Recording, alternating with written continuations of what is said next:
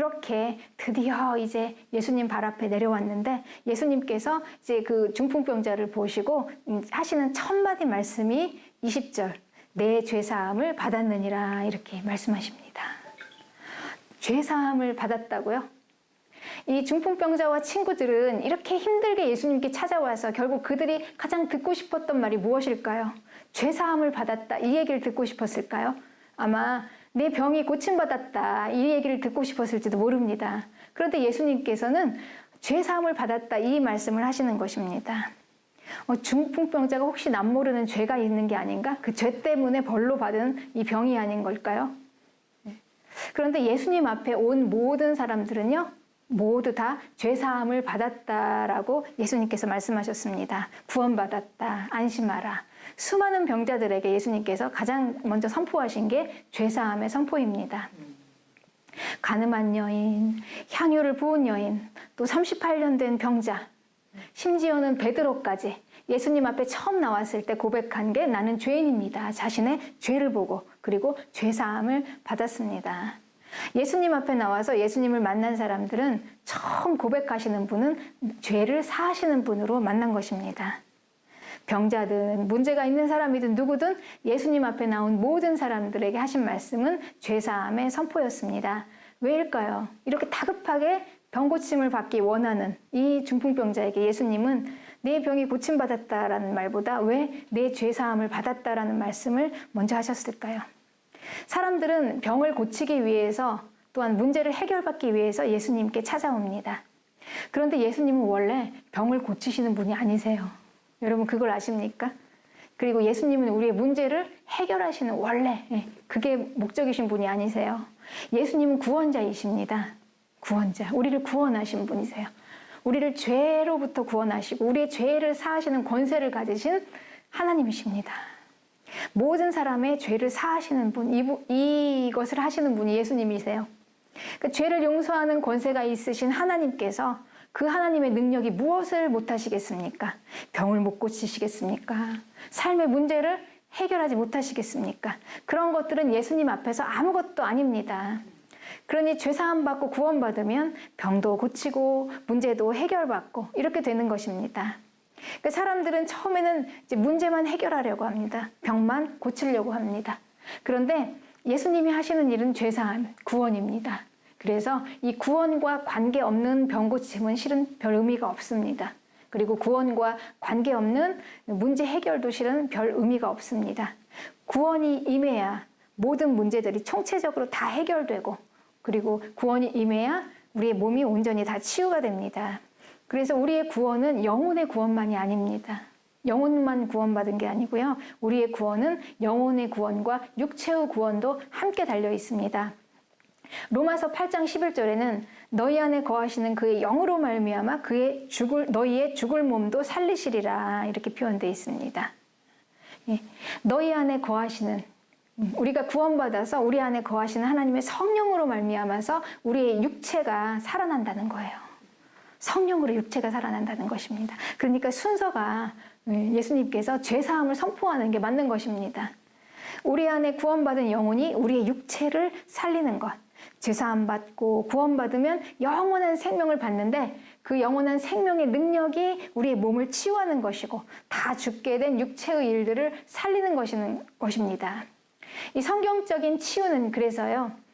이 복음을 선포하고 그리고 이 죄사함을 받고 구원을 받을 때 그 결과로서 일어나는 것입니다. 기도하는 사람이 특별히 병을 고치는 능력이 있어서 그 능력으로 병이 고쳐지고 또 육체의 일이 회복되고 이런 게 아니라요. 우리의 선포되는 그 복음이 강력한 능력인 것입니다. 복음이 육체를 회복하는 강력한 능력인 것입니다. 그러니 중풍병자는 특별히 무슨 자기만의 비밀스러운 죄가 있어서 그 죄의 결과로 그 죄의 저주로 병에 걸린 게 아닌 것입니다.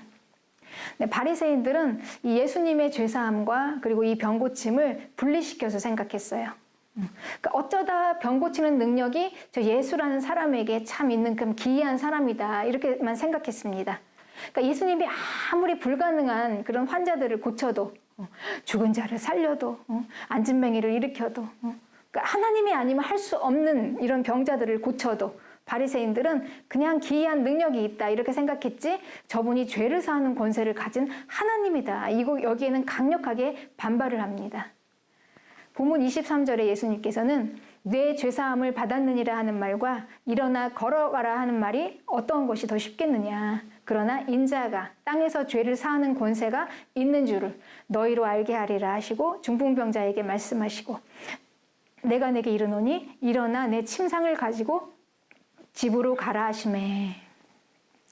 그러니까 바리새인과 모든 사람들 앞에서 예수님은 죄를 사하는 권세가 있는 것을 증명하는 것은 바로 이 중풍병자가 일어나서 자기의 침상을 들고 걸어가는 것입니다.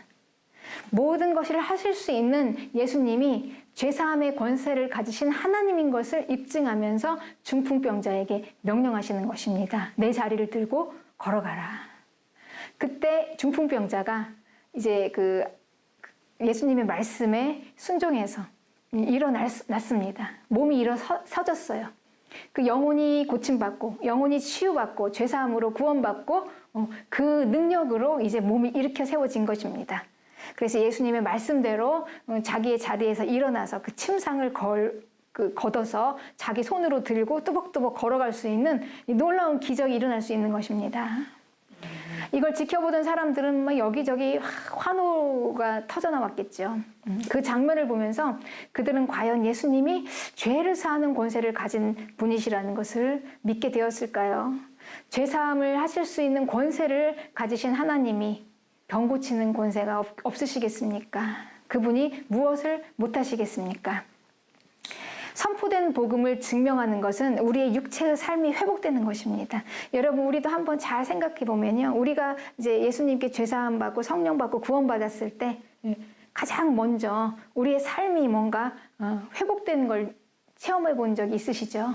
뭔가 하나 자리 잡아가는 거, 그러니까 뭔가 이렇게 그 질서를 잡아가는 이런 것이 있죠. 회복되어지는 것. 이게 바로 예수님이 구원자이시라는 이 증명입니다. 그리고 구원의 능력이 우리 가운데 임하는 것입니다.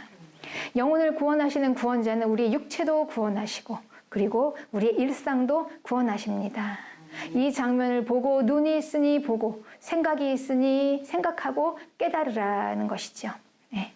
이제 본문 20절을 보면은 예수께서 이 모든 일들을 하신 것은요, 처음에 시초가 그들의 믿음을 보시고 이르시되 그랬습니다. 그들, 중풍병자의 친구들의 믿음을 보시고 예수님이 이 중풍병자를 구원하셨다는 것입니다. 네. 그 자기의 믿음으로, 원래 자기의 믿음으로 구원받는 게 아닌가요? 자기의 죄를 자기가 예수님 앞에 가지고 가서 죄사함을 받습니다. 그런데 그러기까지 병자는 누군가의 도움이 필요한 것입니다. 이게 바로 주변 지체들의 중보기도의 능력입니다. 병자들은 스스로 자기 힘으로 예수님께 찾아올 수 없습니다. 오고 싶어도 안 돼요. 몸이 가지를 않아요. 병든 자는 스스로 아무것도 할 수 없기 때문에 그렇습니다. 몸을 움직일 수도 없고 마음은 있어도 예수님께 찾아올 수가 없는 것입니다. 병든 자는 스스로 아무것도 할 수 없습니다. 그러니까 누군가 도와줘야 하는데 이 중풍병자의 친구들은 믿음의 지체들입니다. 아마 이 친구들은 세상에서 만난 친구들은 아닐 거예요. 왜냐하면 예수님께 인도했으니까 아마 교회에서 만난 친구들이었을 것입니다. 공동체의 사람들. 예수님 앞으로 데려온 걸 보면 그게 맞습니다. 그러니까 그들의 믿음을 보시고 예수님이 구원하시고 병을 고치셨다고 분명히 20절에 나와 있습니다. 내 죄사함을 받았느니라. 하인의 병을 위해서 찾아온 백부장, 자기 아들의 병을 위해서 찾아온 아버지, 딸의 귀신 들림 때문에 찾아온 어머니, 자녀를 위해 애타게 기도하는 어머니와 그리고 지체를 위해서 간절히 기도하는 그 중보기도하는 믿음의 성도들, 그 중보기도를 주님은 들으신다는 것입니다. 예수님 앞에 나올 때 우리는 어느 누구도 나 혼자 내 힘으로 그렇게 독불장군으로 나온 사람은 아무도 없습니다. 잘 생각해 보면 누군가 분명히 나를 위해서 뒤에서 기도해 준 분이 계세요. 그리고 내가 여기까지 오기까지 나에게 은혜와 사랑을 베풀어 준 사람들이 있습니다. 나 혼자의 힘으로 예수님을 만난 것 같지만 실은 어쩌면 나도 모르는 사이에 누군가가 나를 위해서 이렇게 기도했던 사람들이 있었을 것입니다. 네. 이 중풍병자를 보고 긍휼한 마음을 가진 이 한 사람의 친구로부터 아마 이 일이 시작되었을 것입니다. 믿음의 지체가 없었으면 중풍병자는 어떻게 되었을까요? 예수님께 나올 수 없었을 것입니다. 죄사함의 그 선포도 받지 못했고 구원도 못 받고 그리고 또 병도 고침받지 못했을 것입니다. 내가 오늘 예수님 앞에 나오기까지 나를 위해 중보기도로 헌신해준 그런 사람들이 있습니다. 그들이 바로 믿음의 지체들입니다. 저도 이렇게 예수님 앞에 나오기까지 보면 참 뒤에서 눈물로 기도하신 어머니가 계셨습니다. 저를 위해서 제가 아나 모르나 기도해 주신 어머니가 계셨고 그리고 이 원래 모태신앙인 저를 다시 예수님 앞에 인도해 준 그 중간 역할을 해주셨던 고마운 손길들이 있었습니다. 저를 전도해 주신 집사님. 그때 제가 저를 이렇게 인도해 주시면서 참 잘 돌봐주셨던 것 같아요. 그때는 참 어려울 때라 제가 좀 돈이 떨어져서 없어 보이면은 막 돈도 주시고 밥도 사주시고 그리고 치극정성으로 항상 돌봐주시고 참 고마운 분들이 있었습니다. 근데 전도해놓고 그 사람들에게 참 은혜와 사랑을 베푸는 것은 쉽지가 않습니다. 참 쉽지가 않아요.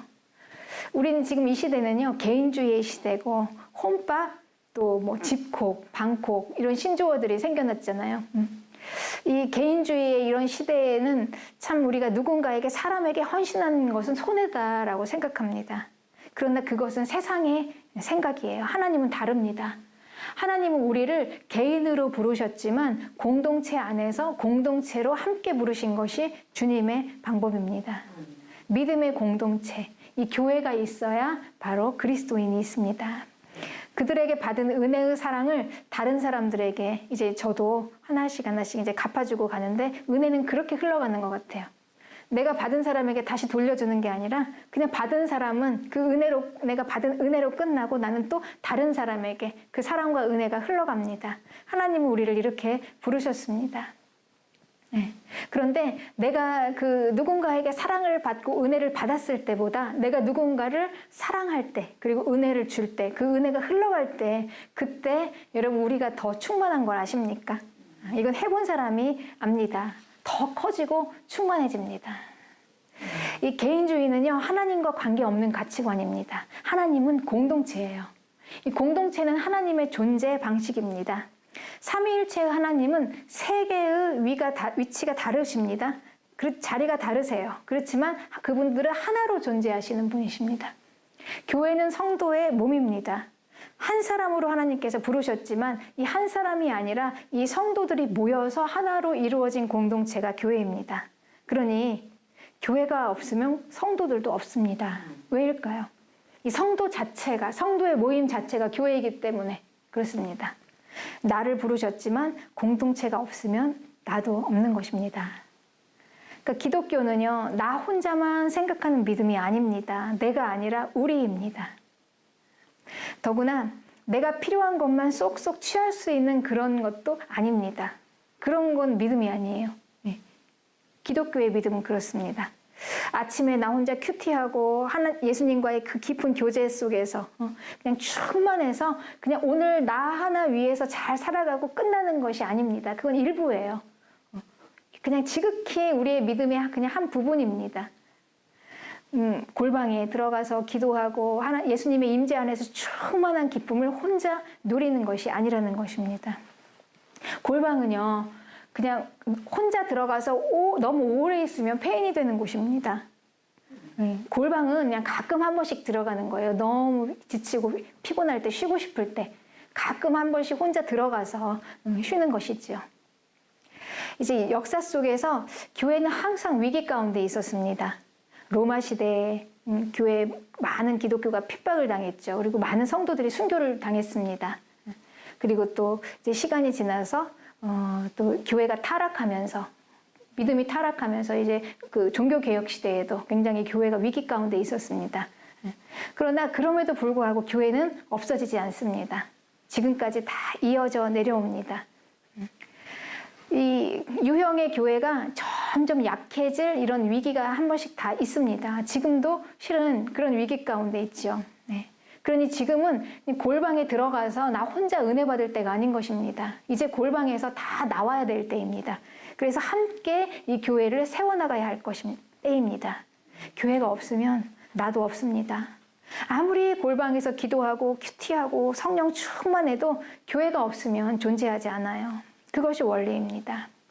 나를 중심으로 가면 내가 원하는 것만, 내가 좋은 대로, 편한 대로 이 신앙생활을 하면서 그러니까 내가 좋아하는 것만 탁탁 골라서 취하는 거예요.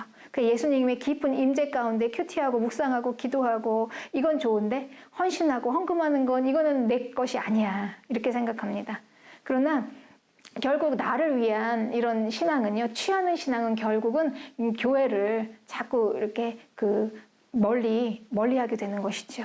나 홀로 믿음으로 가게 되면 이제 교회를 떠나게 되는 것입니다.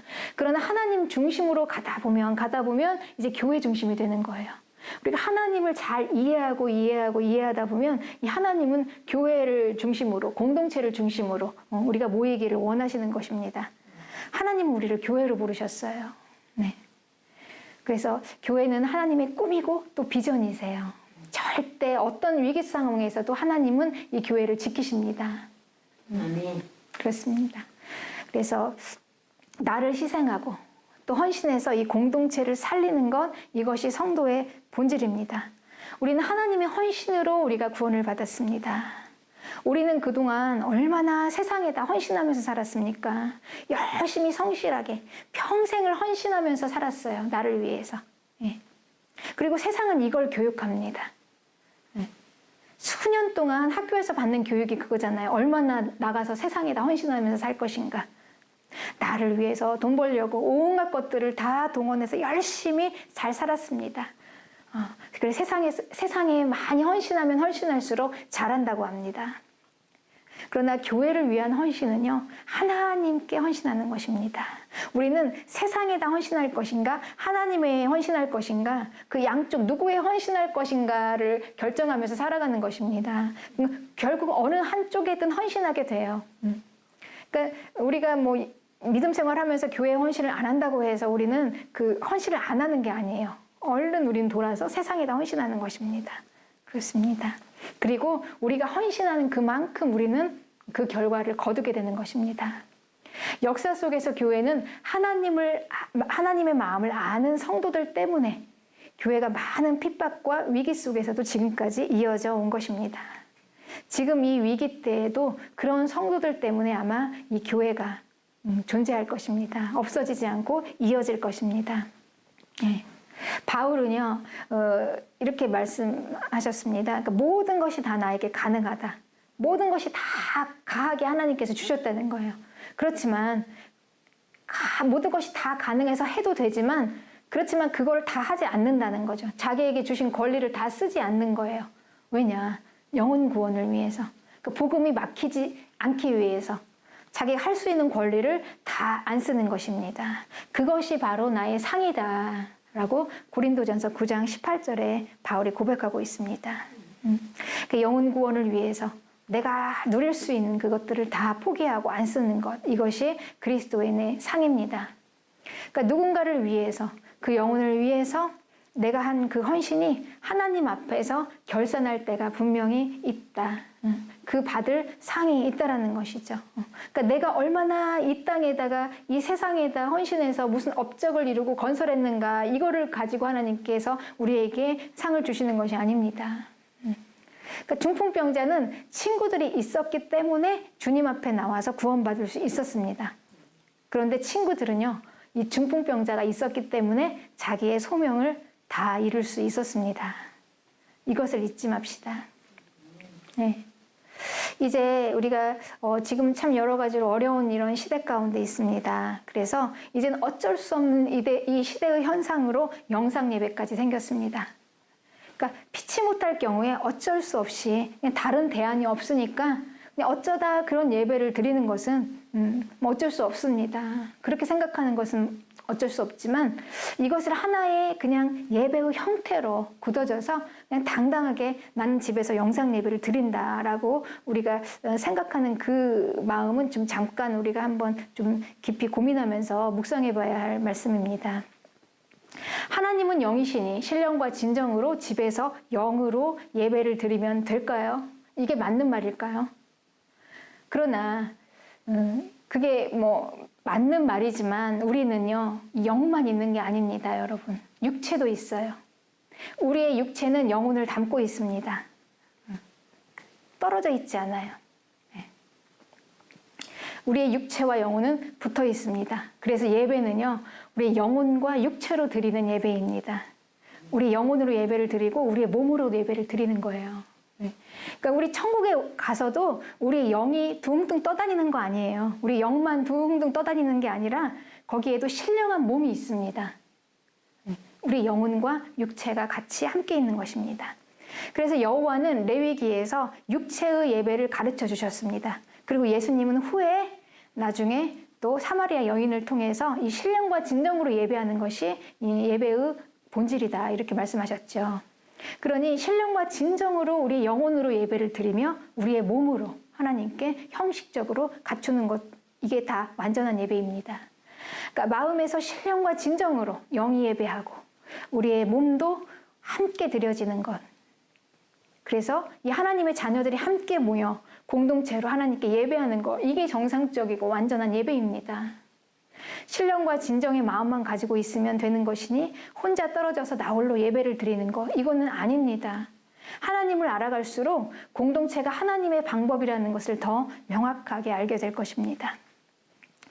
내가 예수님 앞에 나오기까지 나 혼자의 힘으로 온 것 같지만 나를 위해서 중보하고 또 도와주는 이 중풍병자의 친구들 같은 사람들이 분명히 있었습니다. 그래서 우리가 여기까지 올 수 있었습니다. 교회의 지체들이 있었습니다. 그들이 없었으면 어쩌면 여기까지 오기 힘들었을지도 모릅니다. 그리고 또 내 옆에 또 언제나처럼 그런 중풍병자 같은 친구들도 있습니다. 여러분, 그게 우리에게는 축복인 것을 믿습니다.